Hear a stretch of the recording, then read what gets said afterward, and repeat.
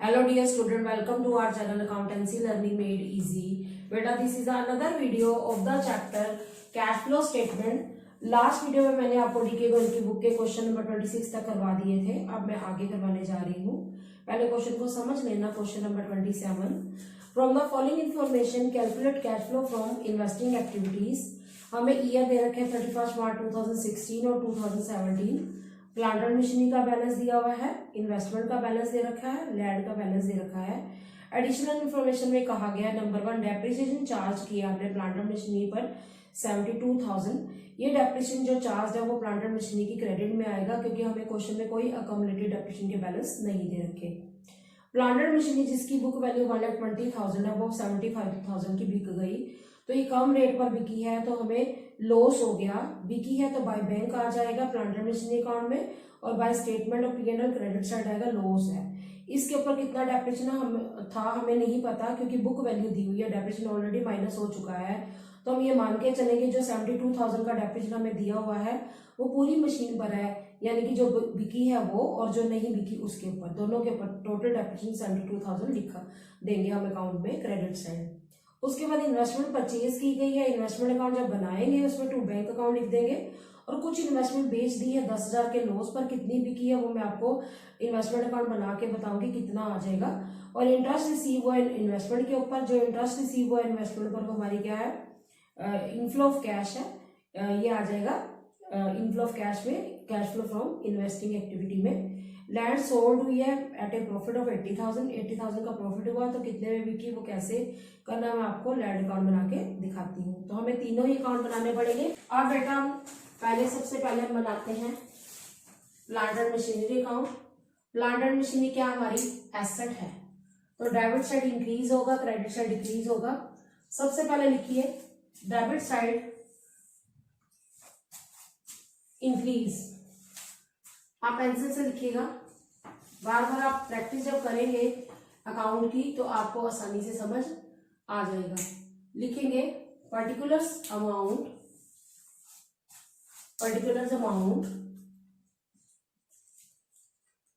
Credit side decrease होती है, debit side increase होती है. तो लिखिए ये साइड क्रेडिट साइड है. अमाउंट के कॉलम में आप लिखेंगे रुपीस. पहले डेबिट साइड लिखो टू बैलेंस ब्रोट डाउन, ये सीधे दिए हुए ध्यान से देखिएगा. ये है 12 लाख की हमारी प्लांट एंड मशीनरी का बैलेंस दे रखा है. और फिर क्रेडिट साइड लिखेंगे हम बाय बैलेंस कैरी डाउन, ये है बेटा 15 लाख. उसके बाद हम क्या करेंगे डेप्रिसिएशन चार्ज किया है तो बाय डेप्रिसिएशन अकाउंट, क्योंकि डेप्रिसिएशन चार्ज करने से मशीनरी की वैल्यू क्या होती है डाउन हो जाती है. बाय डेप्रिसिएशन अकाउंट अमाउंट है बेटा 72,000. उसके बाद जो हमारा प्लांट एंड मशीनरी का पार्ट बिका है वो बिका है 75,000 में, तो बाय बैंक अकाउंट लिख दीजिए 75,000. अब कितना लॉस हुआ वो मैं आपको बताती हूँ. 1,20,000 की थी बुक्स में वैल्यू इसकी, 75,000 में बिक गई है तो ये बिकी है 45,000 के लॉस पर, यानी इस पर लॉस हो गया. हमें लॉस हम लिखेंगे 45,000 by statement of P&L, by statement of profit and loss. अब हम परचेज निकाल लेंगे, ठीक है. इसका टोटल करेंगे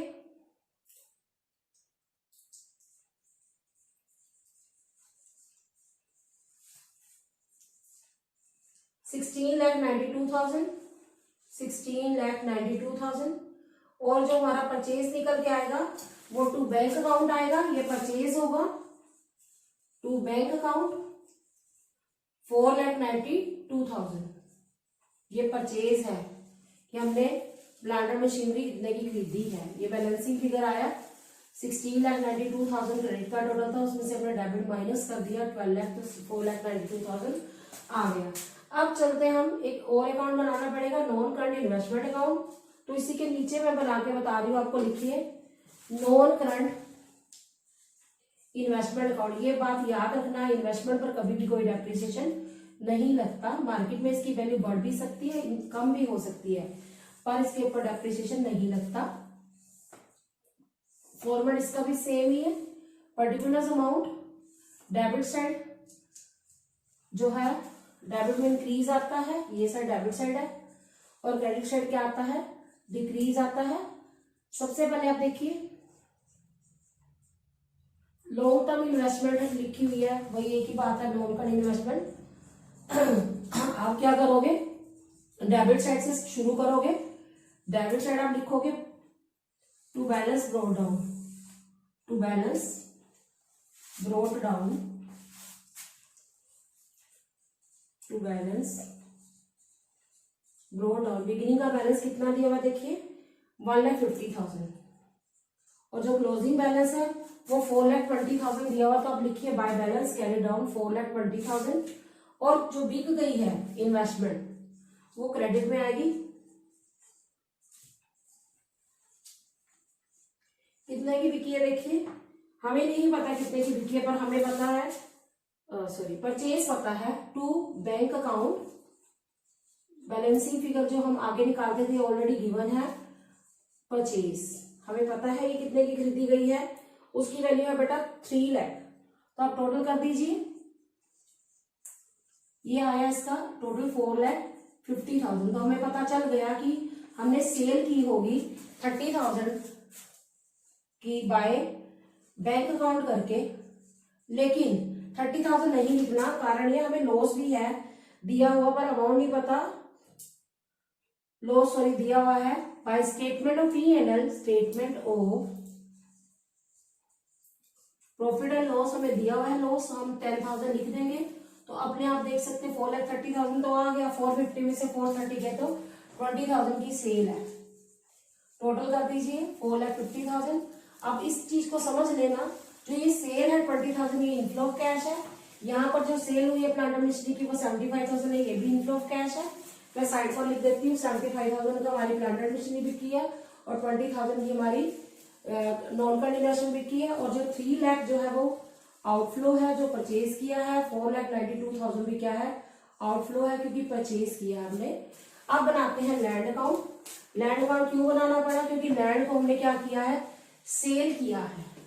तो आप लैंड अकाउंट बनाएंगे, पर ये याद रखेंगे लैंड पर कभी भी डेप्रिसिएशन नहीं लगता, क्योंकि लैंड की वियर एंड टियर नहीं होती। लैंड एंड बिल्डिंग पर लगता है, पर लैंड अकाउंट पर डेप्रिसिएशन नहीं लगता, ये ध्यान रखना। तो सबसे पहले आप बनाएंगे इसका फॉर्मेट, लिखिए land account to balance brought down,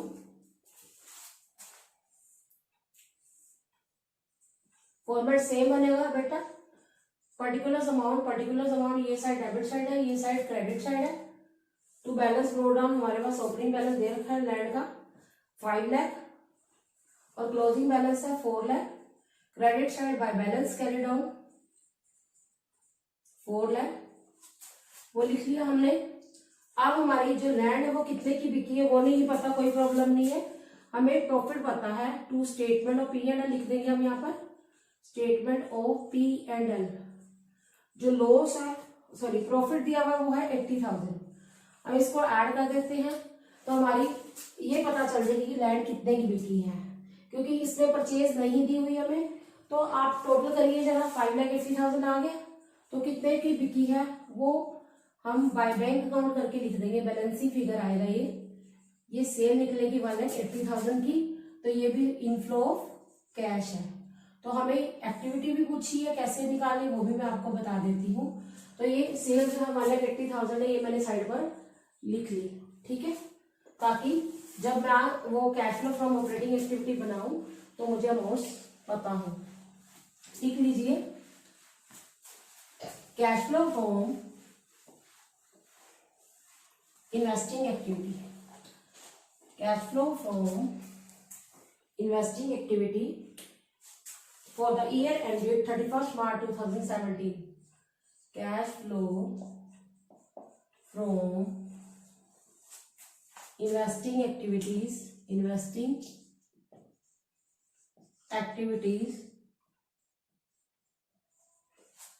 for the year ended 31st March 2017.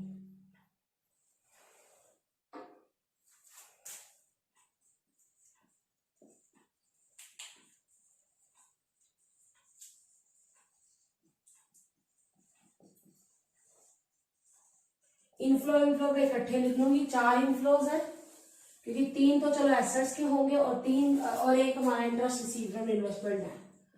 Particulars फिर लिखेंगे हम अमाउंट। सबसे पहले हम इनफ्लोज लिखते हैं, जरूरी नहीं कि हम इनफ्लो लिखें, हम आउटफ्लो भी लिख सकते हैं।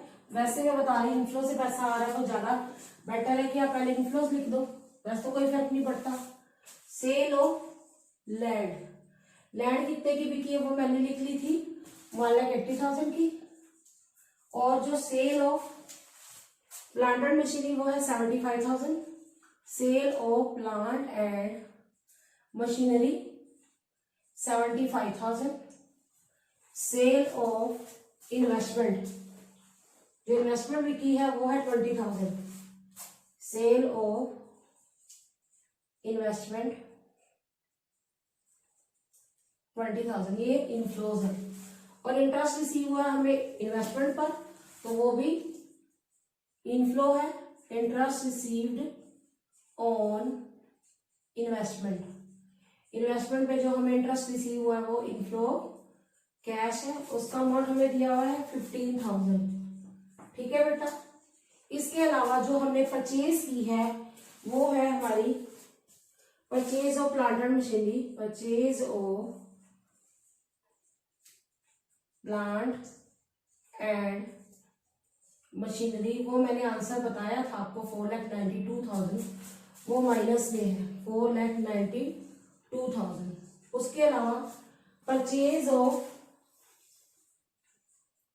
इन्वेस्टमेंट, ये आउटफ्लो है। इन्वेस्टमेंट जो हमने परचेज की है वो 3 लाख दी भी हुई थी क्वेश्चन में, आप देख भी सकते हैं 3 लाख, ये आउटफ्लोज है। अब हम इसका आंसर निकालेंगे। अब बेटा हमारा जो माइनस का आंसर आ रहा है वो 7,92,000 आ रहा है, और प्लस वाला मैं करके बताती हूँ 2,90,000। 2,90,000 हम माइनस कर देंगे इसमें से, 5,02,000 आंसर आ गया लेकिन माइनस में आएगा, माइनस में 5,02,000। इसके लिखेंगे क्या हम, net cash used in, net cash used in investing activities. तो बेटा हमारे इन्वेस्टिंग एक्टिविटीज के सारे क्वेश्चन कंप्लीट हो गए हैं, लेकिन आपको फिर भी मैं एंड में एक बार इन्वेस्टिंग एक्टिविटी के बारे में बता ही देती हूँ कि इन्वेस्टिंग एक्टिविटी के अंदर क्या आता है, सेल ऑफ फिक्स एसेट, चाहे वो टेंजिबल हो चाहे वो इनटेंजिबल हो, वो आती है, जो इनफ्लो ऑफ कैश है। और परचेज ऑफ फिक्स एसेट चाहे वो टेंजिबल हो या इनटेंजिबल हो, वो आउटफ्लो ऑफ कैश है। बेटा अगर हमें क्वेश्चन के अंदर नॉन करंट एसेट दे रखी है और लोन एंड एडवांसेस है, जैसे प्रीवियस ईयर में 5 लाख है, इस ईयर में करंट ईयर में 6 लाख है, तो 1 लाख के लोन कंपनी ने क्या किए हैं, बड़े हैं। लोन बड़े का मतलब क्या, कंपनी ने लोन दिए हैं, तो ये आउटफ्लो ऑफ कैश है। ठीक है, ये माइनस हो जाएगा। इसी तरह अगर लोन कम हो गए हैं, लोन एंड एडवांसेस जो है नॉन करंट एसेट में दिए और कम हो गया, जैसे 5 लाख से 3 लाख हो गया, तो 2 लाख हमें वापस आ गए होंगे जो हमने loan and advances third parties को दिए होंगे, तो वो इनफ्लो ऑफ कैश है।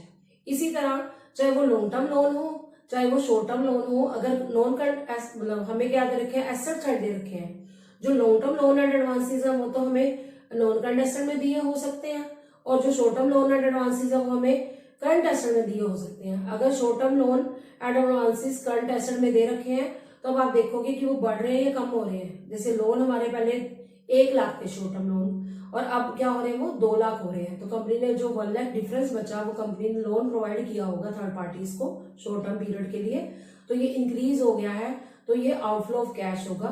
तो ये क्या हो जाएगा, ये माइनस हो जाएगा इस एक्टिविटी में, इन्वेस्टिंग एक्टिविटी में। और अगर शॉर्ट टर्म लोन एडवांसेस कम हो गए, जैसे 1 लाख से 80,000 आएंगे तो 20,000 हमें वापस आ गए होंगे, तो ये इनफ्लो ऑफ कैश है। तो ये कहां पर आएगा, इन्वेस्टिंग एक्टिविटी में। ठीक है, अगर तो नॉन करंट एसेट में long term loan and advance है तो वो आपका क्या होगा, वो या तो इनफ्लो होगा या आउटफ्लो होगा। अगर इंक्रीज हो रहे हैं तो आउटफ्लो है, डिक्रीज हो रहे हैं तो वो इनफ्लो है।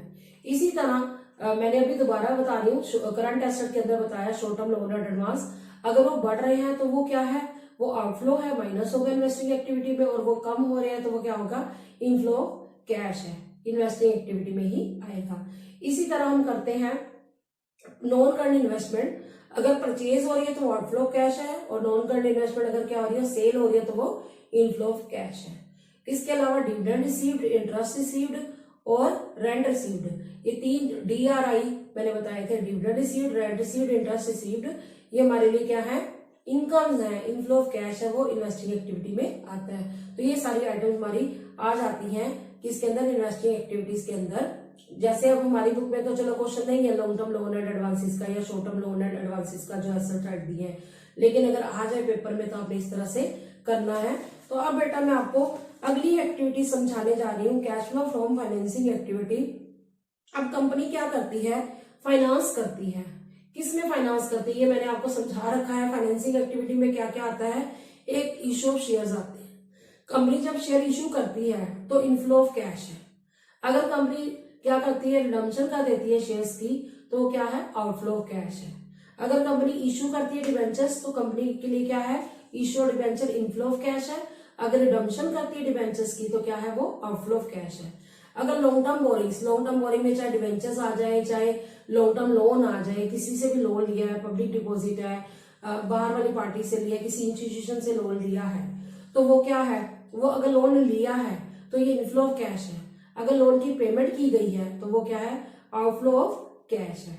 उसके बाद ये भी मैं बता देती हूँ, जैसे हम इंटरेस्ट पे करते हैं, इंटरेस्ट पे करें चाहे शॉर्ट टर्म लोन के ऊपर, चाहे इंटरेस्ट पे करें हम लॉन्ग टर्म लोन के ऊपर, लॉन्ग टर्म बोरिंग्स के ऊपर। लॉन्ग टर्म बोरिंग में सभी आ जाते हैं, डिबेंचर्स भी आ जाते हैं, लॉन्ग टर्म लोन्स भी आ जाते हैं, पब्लिक डिपॉजिट भी आ जाता है।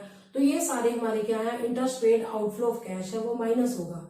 शेयर होल्डर्स को हम क्या देते हैं, डिविडेंड देते हैं, चाहे वो प्रपोज डिविडेंड हो, चाहे वो इंटरम डिविडेंड हो, वो आउटफ्लो ऑफ कैश है, फाइनेंसिंग एक्टिविटी में आएगा।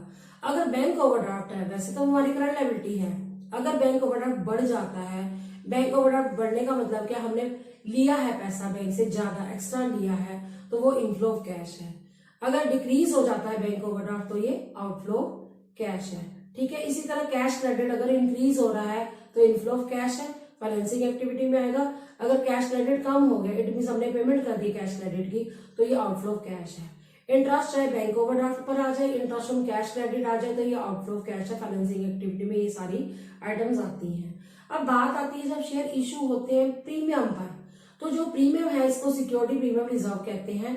ये शेयर्स की वैल्यू में क्या हो जाता है, ऐड हो जाता है, क्योंकि फायदा है। लेकिन जब हम अंडरराइटर को कमीशन देते हैं, अंडरराइटर को कमीशन क्यों देते हैं, कि कभी कंपनी अपने शेयर अंडरराइटर के थ्रू बिकवाती है, तो जो प्रीमियम हम उसको कमीशन देते हैं, वो कमीशन क्या हो जाता है, शेयर की वैल्यू में से माइनस होता है। यानी कि सिक्योरिटी प्रीमियम रिजर्व प्लस होता है, और क्या माइनस होता है, जो अंडरराइटर को कमीशन देते हैं वो माइनस होता है। बेटा जैसे हम डिबेंचर्स के ऊपर प्रीमियम देते हैं रिडीम करते हुए, या प्रीमियम देते हैं रिडम्पशन और प्रेफरेंस शेयर्स के ऊपर, तो ये प्रीमियम उसमें ऐड हो जाता है, डिबेंचर की वैल्यू में ऐड हो जाता है। पर जब हम रिडम्पशन और डिबेंचर करते हैं, प्रीमियम समेत आउटफ्लो ऑफ कैश है। प्रेफरेंस शेयर रिडीम होते हैं प्रीमियम पर, तो ये प्रीमियम ऐड होता है प्रेफरेंस शेयर की वैल्यू में, और ये ऐड होकर हम आउटफ्लो ऑफ कैश में शो कर देते हैं। तो मेरा कहने का मतलब है कि फाइनेंसिंग एक्टिविटी में क्या क्या आता है, जो फाइनेंस करती है कंपनी, या शेयर इशू करती है, या डिवेंचर इशू करती है, या डिवेंचर के अलावा लॉन्ग टर्म बोरिंग्स करती है। लॉन्ग टर्म बोरिंग में डिवेंचर भी आ जाते हैं, लोन्स भी आ जाते हैं। ठीक है, चाहे वो पब्लिक से लिया हो, किसी इंस्टीट्यूशन से लिया हो। अगर तो ये इंक्रीज हो रहे हैं, मीन्स कहने का जैसे शेयर इशू हो रहे हैं, पहले से बढ़ रहे हैं, तो ये इशू जो इनफ्लो है। डिवेंचर पहले से बढ़ रहे हैं तो इशू ऑफ डिवेंचर है। लोन पहले से बढ़ रहे हैं तो रेजिंग ऑफ लोन है। तो ये सारे क्या है, इनफ्लो ऑफ कैश है। जब हम इनकी पेमेंट्स करते हैं तो ये क्या है, आउटफ्लो ऑफ कैश है, तो ये माइनस हो जाते हैं। ये किस तरह से करना वो मैं आपको अभी क्वेश्चन की हेल्प से करवा रही हूँ। अभी मैं आपको क्वेश्चन नंबर 28 करा रही हूँ, ध्यान से सुनिएगा। Calculate cash flow from financing activity from the following. Share capital, ध्यान से देखिए हमारा शेयर कैपिटल क्या है, पहले 7 लाख थी प्रीवियस ईयर में 2017 में, अब 12 लाख हो गई है, 5 लाख के शेयर इशू हो गए। ठीक है, और इसके बारे में एडिशनल इंफॉर्मेशन दे रखी है। नंबर 1, इक्विटी शेयर इशू है प्रीमियम पर, 2% प्रीमियम है। 7 लाख से 12 लाख हो गए हमारे इक्विटी शेयर, तो क्या हुआ, हमारा फायदा हुआ प्रीमियम 7 लाख से 12 लाख मतलब 5 लाख, 5 लाख का 2% कर तो 10,000 प्रीमियम आता है। तो एसपीआर कितना आ जाएगा, ऐड हो जाएगा शेयर कैपिटल में 10,000। पर नंबर 4 में अंडरराइटिंग कमीशन भी दे रखी है शेयर्स के ऊपर 2.5% on issue price. Issue price आपका कितना आया बेटा, 5 लाख प्लस 10,000 का प्रीमियम। 5,10,000 के ऊपर हम लगाएंगे 2.5% अंडरराइटिंग कमीशन, ये शेयर की वैल्यू में से क्या हो जाएगा, माइनस हो जाएगा। उसके बाद आपको नजर आ रहा है प्रेफरेंस शेयर कैपिटल 1 लाख से डैश हो गई, खत्म हो गई, तो ये प्रीमियम हमने क्या किया, इसको प्रेफरेंस शेयर को रिडीम किया। नंबर 2 में इसके रिडम्पशन पर प्रीमियम दे रखा है 2,000, 1 लाख के थे, 1 लाख का 2% 2,000, तो 1,02,000 प्रेफरेंस शेयर रिडीम हो गया, ये आउटफ्लो ऑफ कैश है। इसके अलावा हमें डिस्काउंट पर डिवेंचर इशू करने पड़े, लिखा हुआ है क्वेश्चन में 31/5/2017 को डिवेंचर है नहीं, अब 9% डिवेंचर 2 लाख है, 2 लाख का 1% डिस्काउंट है, यानी 2,000 डिस्काउंट हो गया, तो 1,98,000 में हमारे डिवेंचर क्या हो रहे हैं, इशू हो रहे हैं, ये इनफ्लो ऑफ कैश है। जब डिस्काउंट पर इशू होते हैं डिवेंचर्स, तो हम क्या करते हैं, डिस्काउंट को माइनस कर देते हैं उसके इशू प्राइस में से।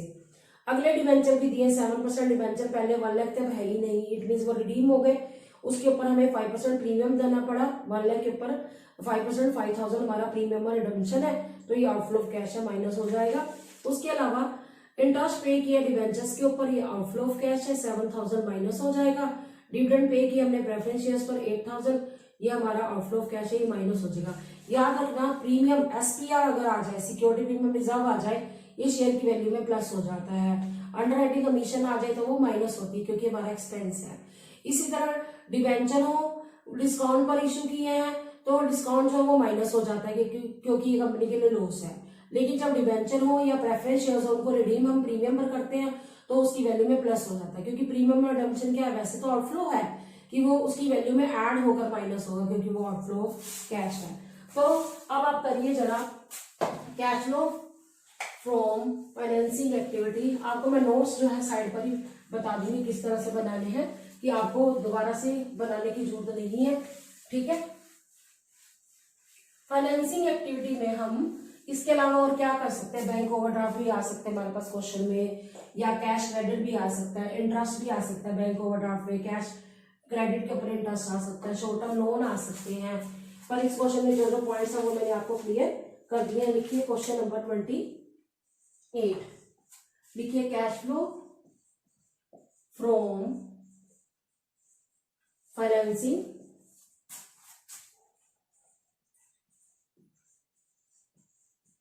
activities for the year ended 31st March 2018.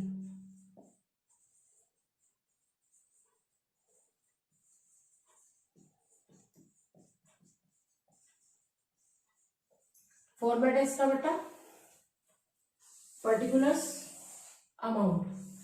अभी मैं आपको बारी बारी सारी एक्टिविटी सिखा रही हूँ, उसके बाद फुल फ्लेज क्वेश्चन भी करवाऊंगी, जब ये अच्छे से आपको तीनों एक्टिविटीज आ जाएंगी। पहली दो तो अब आपको बहुत अच्छे से समझ आ गई है। अब ये जो फाइनेंसिंग एक्टिविटी है वो जब हो जाएगी कंप्लीट, तो मैं आपको फुल फ्लेज क्वेश्चन कराऊंगी, जिसके अंदर तीनों एक्टिविटीज कैसे हमने लिखनी है कैश फ्लो स्टेटमेंट में वो बता दूंगी। सबसे पहले लिखिए issue of shares, issue of shares, इससे इनफ्लो ऑफ कैश होगा। मैं आपको वैसे ब्रैकेट में लिख के बता रही हूँ शेयर्स कितने हैं। शेयर हमारे 7 लाख से 12 लाख हो गए, 5 लाख इंक्रीज हो गए, प्लस प्रीमियम 5 लाख का जो है हमारे शेयर इशू हुए हैं उस पर 2% लगाइए जरा, तो ये आ जाएगा 10,000, तो ये एसपीआर है, ये कंपनी के लिए फायदा है, माइनस अंडरराइटिंग कमीशन।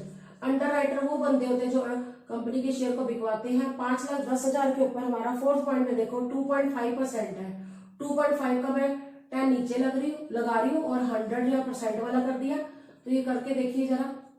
इसके आंसर आया बेटा 12,750, 12,750, तो ये कितना आएगा 4,97,250। ठीक है बेटा, मैंने क्या किया 10,000 प्लस किया, 12,750 माइनस कर दिया। ये माइनस क्यों किया, क्योंकि अंडरराइटिंग कमीशन है, ये इनफ्लो कैश है।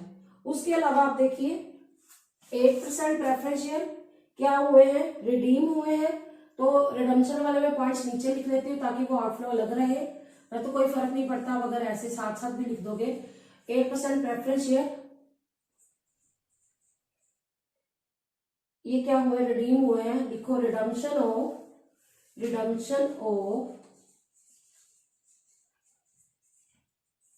8% प्रेफरेंस शेयर्स, रिडीम हुए हैं। अब आप देखिए आपके शेयर्स कितने हैं, पहले 1 लाख थे, अब खत्म हो गए बिल्कुल 1 लाख, हम सारे के सारे रिडीम कर दिए। इसके ऊपर 2% प्रीमियम है, 1 लाख का 2% वैसे तो सीधा सीधा निकल सकता है, 2000 आ जाएगा। तो 1 लाख प्लस 2000 ये प्रीमियम और रिडम्पशन है, तो ये माइनस में आएगा 1 लाख 2000 क्योंकि आउटफ्लो कैश है। उसके अलावा जो हमारे डिबेंचर हैं 9% डिबेंचर है वो क्या हो गए, इशू हो गए हैं, क्योंकि पहले थे नहीं, अब लिखे हुए हैं 2 लाख, तो ये वो इंक्रीज हुए हैं, तो लिखी इशू ऑफ 9% डिबेंचर्स, 9% डिबेंचर्स कितने हैं बेटा, पहले डैश फिर 2 लाख, 2 लाख के ऊपर हमने डिस्काउंट दिया है, तो डिस्काउंट जो है वो माइनस हो जाएगा, डिस्काउंट पर इशू किया 2 लाख का कितने परसेंट है, 1%, 2000 आ गया, तो ये आ गया 1,98,000, 1,98,000, 2 लाख के ऊपर 1% 2000 आ गया, माइनस करके 1,98,000 आ गया।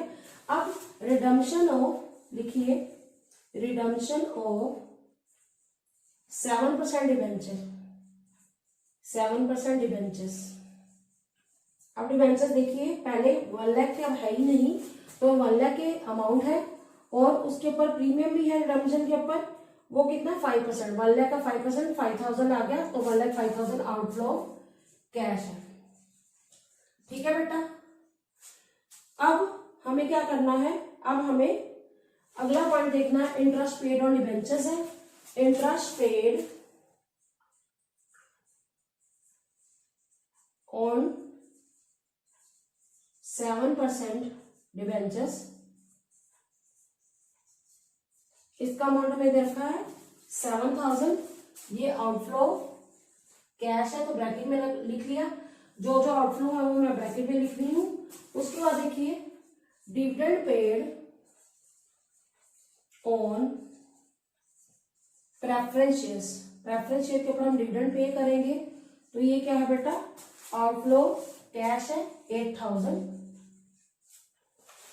अब बेटा मैंने टोटल किया, तो ये दोनों आइटम का टोटल आया बेटा हमारा 695250, ठीक है, और इन तीनों का अगर मैं टोटल करती हूँ इसका आया 222,000, तो हमारा जो है पॉजिटिव पैसा बच रहा है, तो हमारा आंसर आया 473,250। तो ये क्या है, नेट कैश फ्लो फ्रॉम कौन सी एक्टिविटी हम कर रहे हैं, फाइनेंसिंग एक्टिविटीज। ये पॉइंट्स कुछ जो है मैं दोबारा बता देती हूँ, कौन कौन से, कि जो शेयर्स पर प्रीमियम है वो एसपीआर है, प्रीमियम ऐड हो जाता है, अंडरराइटिंग को जो कमीशन दे रहे हैं वो माइनस हो जाएगा क्योंकि ये कंपनी के लिए एक्सपेंस है। इशू में जो डिबेंचर्स 9% वाले वो डिस्काउंट पर इशू है, 2 लाख का 1% किया हमने 2000, ठीक है, तो ये कंपनी के लिए क्या है, लॉस है, तो माइनस हो जाएगा। और जो रिडीम हो रहे हैं डिबेंचर्स प्रेफरेंस शेयर्स वो प्रीमियम पर रिडीम हो रहे हैं, 2% प्रीमियम है, तो प्रीमियम जो हमारा लॉस है कंपनी के लिए, मतलब हमें बंदे को कितने देने पड़ेंगे, 1 लाख की जगह 2000 फालतू देने पड़ेंगे, तभी आउटफ्लो 1,02,000 आ गया। और जो रिडीम हुआ है हमारे 7% डिबेंचर वो किस पर हुए हैं, प्रीमियम पर हुए हैं, तो प्रीमियम पर रिडम्पशन कंपनी के लिए लॉस है, 1 लाख का 5% 5000 करके ऐड करके हमने इसको माइनस कर दिया, ये आउटफ्लो ऑफ कैश है। और इंटरेस्ट जो हमने पे किया है 7% डिबेंचर्स के ऊपर वो आउटफ्लो ऑफ कैश है, डिविडेंड पे किया प्रेफरेंस शेयर पर वो आउटफ्लो ऑफ कैश है। वैसे तो इनके आगे हमें क्या दे रखी थी, परसेंटेज दे रखी थी, प्रेफरेंस शेयर के ऊपर हमें कैलकुलेट करना चाहिए था, डिविडेंड पर हमें ऑलरेडी गिवन है, तो हम यही वाला अमाउंट लिख देंगे। इंटरेस्ट पेड ऑन डिबेंचर जो 7% डिबेंचर इसके आगे परसेंटेज दी हुई थी, हमें अब कैलकुलेट इसलिए नहीं करने की जरूरत पड़ी क्योंकि वैसे तो इन्होंने कैलकुलेट करके दिया ही हुआ है। अगर हम बात करें 9% डिबेंचर्स की, ये परसेंटेज क्यों दी हुई है, क्योंकि हमें डिबेंचर के ऊपर क्या देना है, इंटरेस्ट देना है, इसके बारे में कोई इन्फॉर्मेशन नहीं है। जैसे 31 मार्च को 2017 को दिया, ओपनिंग बैलेंस है ही नहीं, और 9% डिबेंचर 2 लाख है, तो वो 31 मार्च 2018 को है, यानी स्टार्टिंग में थे ही नहीं, तो हम इसके ऊपर इंटरेस्ट ऑन डिबेंचर नहीं दे सकते। हम ये मान के चलेंगे कि ये लास्ट डेट को हमने इशू किए, दिख भी रहे हैं हमें। अब बेटा मैं क्वेश्चन नंबर 29 करा रही हूँ। इसके अंदर क्या कहा गया है, from the following balance sheet of एंक्लोटेक limited as at 31 March 2018 and the additional information provided to calculate cash flow from operating activity and cash flow from financing activity।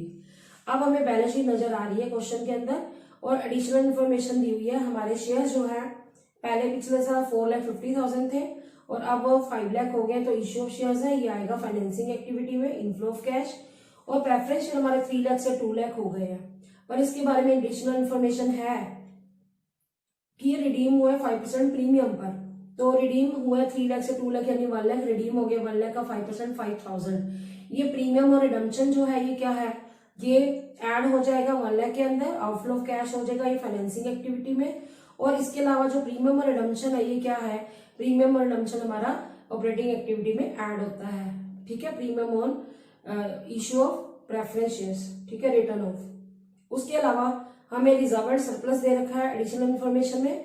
Capital reserve पहले डैश है, अब 1 लाख है, बढ़ गया, यानी कि ये एड बैक हो जाएगा किसमें, cash flow from operating activity में, जब हम नेट प्रॉफिट बिफोर टैक्स निकालते हैं। जनरल रिजर्व 1 लाख से 1,35,000 हो गए, 35,000 इंक्रीज हो गए। एनपी बिफोर टैक्स की कैलकुलेशन में 35,000 ऐड हो जाएंगे। प्रॉफिट एंड लॉस का बैलेंस दे रखा है, करंट ईयर का 1 लाख है, प्रीवियस ईयर का माइनस का 1 लाख है, 1 लाख माइनस माइनस 1 लाख, ये 2 लाख हो जाएगा। मैंने 2 बार माइनस क्यों बोला, एक तो माइनस इसलिए क्योंकि हमने करंट ईयर में से प्रीवियस ईयर का प्रॉफिट एंड लॉस का बैलेंस माइनस करना है, पर प्रीवियस ईयर में लॉस था, तो इन एनपी बिफोर टैक्स में इसको काम लगाएंगे। इसको कैसे करना बताती हूँ। उसके बाद लॉन्ग टर्म बोरिंग्स दी हुई है, बोरिंग्स में डिबेंचर्स बता रखे, पिछले साल 2 लाख थे, अब 3 लाख हो गए, इशू हो गए डिबेंचर। लेकिन इसके बारे में थर्ड पॉइंट दिया हुआ है, एडिशनल डिबेंचर इशू हुए 1 अक्टूबर को। जो इशू हुए हैं हमारे 1 अक्टूबर को, यानी कि हमारा जो 2 लाख है उसके ऊपर तो हम अप्रैल मई जून जुलाई अगस्त सितंबर 6 महीने का इंटरेस्ट लगाएंगे, और जो 1 लाख और इशू हुए हैं, 2 लाख से 3 लाख हुए हैं, उस पर अगले क्या किस पर लगेगा, अगले 6 महीने का डेप्रिसिएशन लगेगा। ठीक है, यानी कि 3 लाख के ऊपर 8% लगाएंगे ना जो हम इंटरेस्ट, वो कितने महीने का लगाएंगे, 6 महीने का। पहले 2 लाख पे लगाएंगे 8% 6 महीने का, फिर 3 लाख के ऊपर हम 8% लगाएंगे 6 महीने का। उसके बाद इनटेंजिबल एसेट दे रखी है, जो इंटरेस्ट ऑन डिबेंचर है वो आई है, इंटरेस्ट DLWIP वाला आई, तो ये एड बैक हो जाएगा non cash and non operating item में, नेट प्रॉफिट बिफोर टैक्स के अंदर। और interest on debenture outflow of cash है वो माइनस हो जाएगा फाइनेंसिंग एक्टिविटी में। उसके बाद गुडविल देखिए, पहले 20,000 थी, अब डैश है, खत्म होगी, रिटर्न ऑफ होगी, तो गुडविल रिटर्न ऑफ कहाँ आ जाएगी, ये आ जाएगी ऑपरेटिंग एक्टिविटी में, W एड बैक होगी। उसके बाद हमें डेप्रिसिएशन दे रखा है एडिशनल इन्फॉर्मेशन में, हमें फिक्स एसेट का अकाउंट बनाना पड़ेगा। और दूसरा इफेक्ट क्या होगा, ये डेप्रिसिएशन डी है, ये आ जाएगा DLWIP वाला डी, ये ऐड हो जाएगा नेट प्रॉफिट बिफोर टैक्स में। उसके अलावा हमें इंफॉर्मेशन नंबर 4 पॉइंट भी दे रखा है, प्रपोज डिविडेंड इक्विटी शेयर्स के ऊपर प्रीवियस ईयर का 8% पर एनम है। तो प्रीवियस ईयर की शेयर कैपिटल ध्यान से देखिएगा, ये इक्विटी शेयर के बारे में कहा गया है 4,50,000 के ऊपर हम क्या कर देंगे, 8% डिविडेंड लगाएंगे। तो जो अमाउंट आएगा, एक बार तो ये प्रपोज डिविडेंड प्रीवियस ईयर का जो है हमारा आ जाएगा नेट प्रॉफिट बिफोर टैक्स की कैलकुलेशन के लिए नोट्स के अंदर, और एक दूसरा ये dividend paid on equity share हमारा बैलेंसिंग एक्टिविटी में आउटफ्लो ऑफ कैश है। ठीक है, लेकिन अभी ऑपरेटिंग एक्टिविटी कंप्लीट नहीं हुई क्योंकि इसके अंदर करंट एसेट है। करंट एसेट पहले से क्या हो रही है, बढ़ रही है, तो इसको माइनस करेंगे। करंट लायबिलिटी पहले से क्या हो रही है, ये पहले से कम हो रही है, तो इसको माइनस करेंगे। तो ये फिर उसके बाद इसको किस तरह से करना है मैं आपको थोड़ा सा नोट्स बता देती हूँ, क्योंकि नोट्स थोड़े से बनाने से क्या हो जाएगा, आपको फायदा हो जाएगा, आपको जल्दी समझ आ जाएगा। अब हमें 2 एक्टिविटीज का आ गया, फुल फ्लैश क्वेश्चन नहीं करना, अभी सिर्फ आपको 2 एक्टिविटीज करनी है, पर यह है कि मैं आपको इसमें नोट्स बता देती हूँ किस तरह से आपने इसको करना है। जैसे कि इंटरेस्ट ऑन डिबेंचर कैसे करना है, बच्चे यहाँ पे बड़ा कंफ्यूज होते हैं, वो छोटे छोटे नोट्स हैं जो मैं आपको समझा देती हूँ। तो आप हेडिंग लिखिए जरा रफ में नोट्स के अंदर, इंटरेस्ट ऑन डिबेंचर्स। अब मैं फिर ये पॉइंट को समझा रही हूँ कि किस तरह से इसको करना है। लिखिए इंटरेस्ट ऑन डिबेंचर कैसे निकालना है। अब आप देखिए पहले हमारे डिबेंचर्स कितने थे, पहले डिबेंचर 2 लाख के थे। ठीक है, आप 2 लाख के ऊपर इंटरेस्ट निकालोगे 8% 6 मंथ का। अब 6 मंथ का क्यों कह रही हूँ, क्योंकि पहले हमारे पास 2 लाख ही थे, बाद में जाके वो 3 लाख हुए हैं। वो कब हुए हैं, वो हुए अक्टूबर में, अक्टूबर को। तो यानी कि पहले तो 2 लाख के ऊपर इंटरेस्ट देना पड़ेगा हमें 8,000, फिर हमें किस पर देना पड़ेगा, फिर 3 लाख के ऊपर 12,000। तो कुल हमारा इंटरेस्ट ऑन डिबेंचर्स कितना आ गया 20,000। ये जो आई है DLWIB वाला आई हम ऐड करेंगे इसमें DL। अगर आपको आई का मतलब यहाँ पे नहीं पता तो मैं बता देती हूँ, इंटरेस्ट ऑन डिबेंचर ये ऐड बैक हो जाएगा। नेट प्रॉफिट बिफोर टैक्स के में हम एडजस्टमेंट करते हैं non cash and non operating item, ये आई है।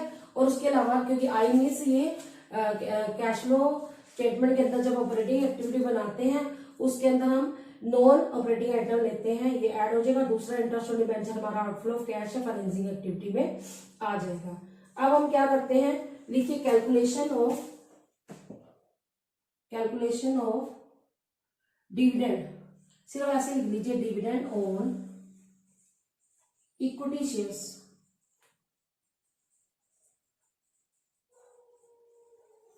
डिविडेंड ऑन इक्विटी शेयर्स क्या करेंगे, ये है बेटा 8%। तो हमारे जो इक्विटी शेयर्स है वो कितने हैं, 4,50,000 है।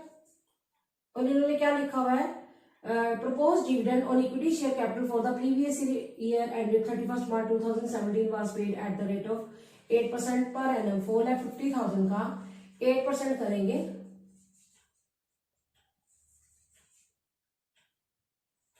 36,000 आ जाएगा। ये dividend paid on equity share 36,000। ये एक तो आ जाएगा जब हम नेट प्रॉफिट बिफोर टैक्स की कैलकुलेशन करेंगे वहां एड बैक हो जाएगा। और दूसरी बार ये प्रपोज डिविडेंड जो इक्विटी शेयर्स को दे रहे हैं वो आउटफ्लो ऑफ कैश आ जाएगा फाइनेंसिंग एक्टिविटी में। पर ये बात याद रखना, इंटरेस्ट ऑन डिवेंचर हमने दे दिया डिवेंचर होल्डर को, इक्विटी शेयर होल्डर को बाद में देना है। पहले हमने डिविडेंड देना है किसको, प्रेफरेंस शेयर होल्डर को, क्योंकि इक्विटी शेयर होल्डर कंपनी के ओनर्स होते हैं। उससे पहले हम डिविडेंड देते हैं on preference share. Preference share के ऊपर हमें पहले क्या करना है, डिविडेंड देना है। वो हम कैसे देंगे, हमारे पास प्रेफरेंस शेयर्स कितने हैं ये पॉइंट समझना है। प्रेफरेंस शेयर्स हमारे पास कितने हैं, प्रेफरेंस शेयर्स हमारे पास हैं 3 लाख। 3 लाख से 2 लाख हुए हैं। पर ये ध्यान देगी second point additional information, preference share redeem हुए 31 मार्च 2018 को। 2018 को रिडीम हुए यानी कि हमें 3 लाख के ऊपर देना पड़ेगा क्योंकि वो लास्ट डेट को रिडीम हुआ है। 3 लाख के ऊपर हम क्या देंगे, डिविडेंड देंगे 5% 15,000। ये पॉइंट समझने वाला है। फिर दोबारा बताती हूँ, हमारे प्रेफरेंस शेयर्स कितने हैं, पहले 3 लाख है, 2 लाख हो गए, 1 लाख रिडीम हो गए। और रिडीम कब हुआ है, क्वेश्चन की सेकंड लाइन पढ़ो जरा, एडिशनल इन्फॉर्मेशन 31 मार्च 2018 को, यानी कि 2018 मतलब क्लोजिंग डेट पे हुआ है। तो हमें पूरा 3 लाख के ऊपर 5% जो देना पड़ेगा डिविडेंड। ये बच्चे कहते हैं कि मैम हमें क्वेश्चन में दे नहीं रखा, पर मैं कहती बेटा ये खुद अंडरस्टैंडिंग है आपकी। इक्विटी शेयर होल्डर को कब डिविडेंड देते हैं, जब सबको देने के बाद। प्रेफरेंस शेयर होल्डर जो है उनको प्रेफरेंस होती है इक्विटी शेयर के कंपैरेटिवली। तो आपको खुद अपने आप अंडरस्टैंड करना है कि इक्विटी शेयर होल्डर को देने से पहले हमें प्रेफरेंस शेयर होल्डर को डिविडेंड देना ही पड़ेगा। तो ये जो डिविडेंड 15,000 है ये calculation of net profit before tax में भी काम आएगा और दूसरा dividend paid on preference share financing activity में भी आएगा। अब आप लिखिए calculation of net profit before tax. ये कैसे करेंगे, सबसे पहले लेंगे हम क्लोजिंग बैलेंस और profit and loss. Closing balance और प्रॉफिट एंड लॉस में से हम ओपनिंग बैलेंस और प्रॉफिट एंड लॉस क्या कर देते हैं, माइनस करते हैं। तो लिखिए closing balance of P&L minus opening balance of P&L। ये कितना दिया हुआ है हमें क्वेश्चन के अंदर, देखिए नोट्स में दे रखा है, रिजर्व एंड सरप्लस में दिया हुआ है। पहले है 1 लाख, उसमें से 1 लाख माइनस करना है। और ये माइनस क्या हो जाएगा, प्लस हो जाएगा, 2 लाख आ जाएगा, क्योंकि माइनस 1 लाख करना तो ये 2 लाख हो गया।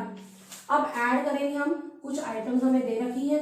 एक तो है हमारा transfer to capital redemption reserve. इसका अमाउंट है बेटा हमारा 1 लाख, पहले है नहीं अब 1 लाख है, यानी इंक्रीज हो गया।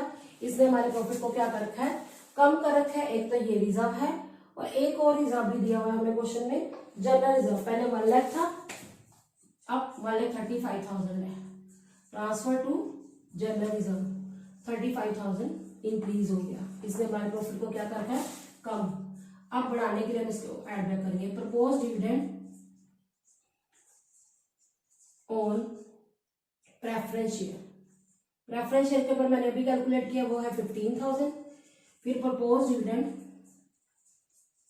On equity shares, equity shares के ऊपर हम देंगे, वो है बेटा हमारा आया था 36,000। तो सबको पहले ऐड कर दो, ठीक है, 1,86,000।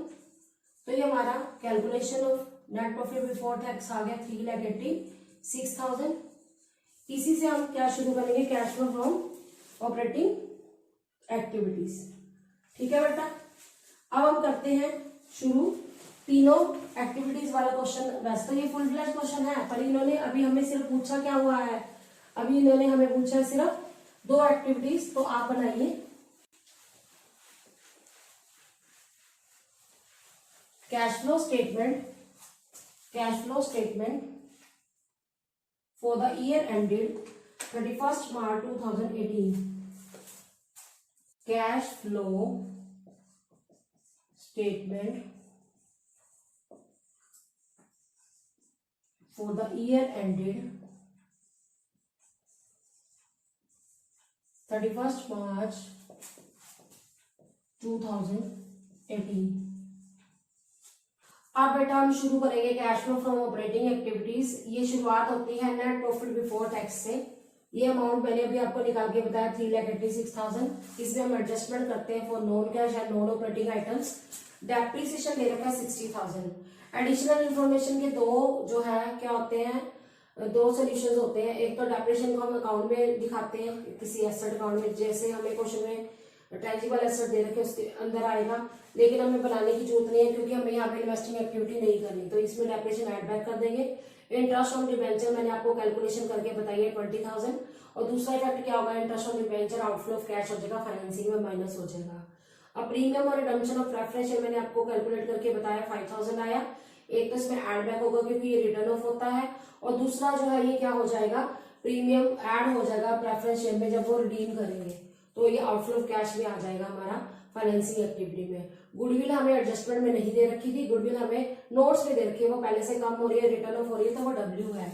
इसका टोटल आ गया 1,05,000, हमने 3,86,000 में ऐड कर दिया, तो हमारा आंसर आ गया 4,91,000।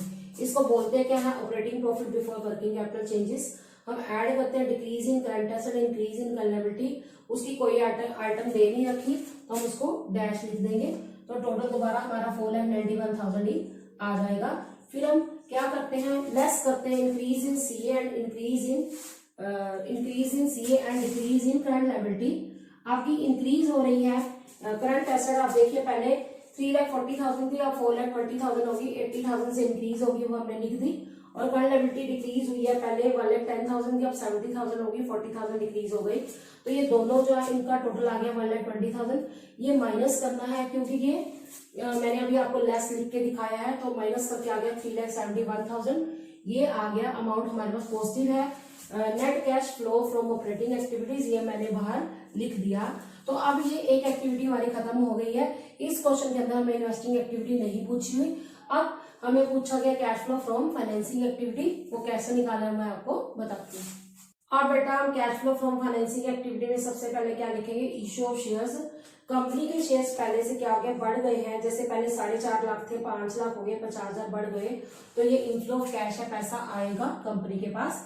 उसके बाद प्रेफरेंस शेयर जो है क्या हुए हैं, वो रिडीम हुए हैं। हमें कैसे पता चलेगा, क्योंकि प्रेफरेंस शेयर्स पहले हमें दे रखे हैं बेटा 3 लाख, अब 2 लाख हो गए हैं, 1 लाख रिडीम हो गए, 5% प्रीमियम पर रिडीम हुआ है, तो 5,000 हमने क्या कर दिया, प्रीमियम समेत पेमेंट कर दिया 1,05,000। तो ये पेमेंट हो रही है, आउटफ्लो ऑफ कैश है, माइनस में लिख दिया।